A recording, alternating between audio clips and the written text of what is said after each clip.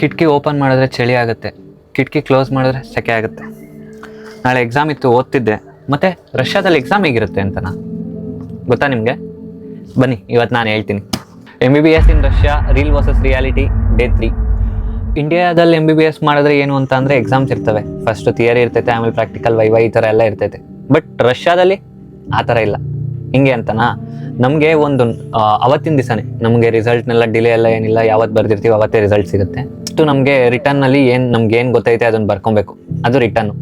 ಅದನ್ನು ತಾಂಡೋಗಿ ಅವ್ರಿಗೆ ಕೊಟ್ಟು ಆಮೇಲೆ ವೈವಾ ಕೇಳ್ತಾರೆ. ವೈವಾ ಮಾತ್ರ ಹೆವಿಲಿ ಸ್ಟ್ರಿಕ್ಟ್ ಇರ್ತೈತೆ. ಸೊ ವೈವಾ ಕೊಡಬೇಕು, ಅವಾಗ ಪಾಸು ಫೇಲು ಅಂತ ಅಲ್ಲೇ ಹೇಳ್ತಾರೆ. ಫೇಲ್ ಆಗೋದ್ರೆ ಮತ್ತೆ ಇನ್ನೂ 2 ಅಟೆಂಪ್ಟ್ಸ್ ಇರ್ತೈತೆ. ಅವ 2 ಅಟೆಂಪ್ಟಲ್ಲೂ ಫೇಲ್ ಆದರು ಅಂದರೆ ಪಕ್ಕ ಮನೆಯೇ.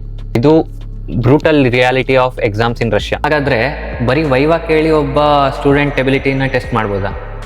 ಮತ್ತು ಇಂಡಿಯಾದಲ್ಲಿ ಯಾಕೆ ರಿಟರ್ನ್ ಪ್ಲಸ್ ವೈವಾ ಇರುತ್ತೆ? ನಿಮ್ಗೇನು ಅನ್ನಿಸ್ತು ಕಮೆಂಟ್ ಮಾಡ್ರಪ್ಪ.